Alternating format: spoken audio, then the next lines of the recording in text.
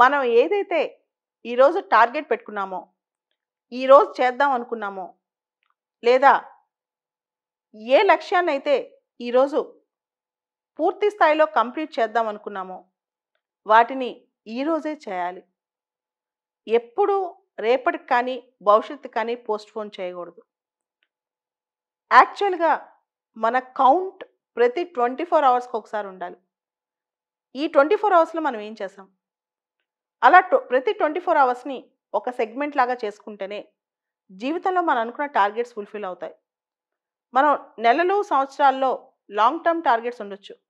కానీ ఎవ్రీ 24 అవర్స్‌ని ఒక యూనిట్‌లా చూడాలి. మనందరికి తెలుసు ఈరోజు, ఈ సంవత్సరంలో మళ్ళా తిరిగి రాదు. జీవితకాలంలో ఈ సంవత్సరంలో ఈరోజు మళ్ళా రాదు అని. ఈరోజు మనం చేయాలనుకుంది ఈరోజే కంప్లీట్ చేయాలి. దీన్ని గనక పోస్ట్‌పోన్ చేశామంటే మాత్రం మళ్ళా తిరిగి ఆ పని మనం చేయలేకపోవచ్చు కూడా. కాబట్టి ఎవరైతే లైఫ్‌లో ఒక మెయిన్ టార్గెట్స్ కానీ, పెద్ద పెద్ద గోల్స్ కానీ పెట్టుకున్నారో వాళ్ళకి మాత్రం ప్రతిరోజు ఒక యూనిట్, ప్రతిరోజు ఒక షెడ్యూల్, ప్రతిరోజు ఒక ప్లానింగ్, ప్రతిరోజు ఒక టైమ్ టేబుల్, ప్రతిరోజు ఒక టార్గెట్. ఒక రోజున ఒక ఎండ్‌గా చూడాలి.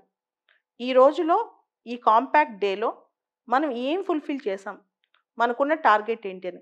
కొన్నిసార్లు కొంతమంది ఈరోజు నాకు నేను కంప్లీట్‌గా హాలిడే ఇచ్చుకున్నాను. ఈరోజు నేనేమి చేయను అనుకుంటారు. ఆ చేయకుండా ఉన్న రోజు కూడా ఆ రోజు హాలిడే వల్ల మన పర్పస్ ఏంటి?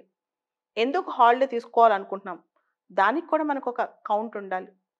అదే లైఫ్.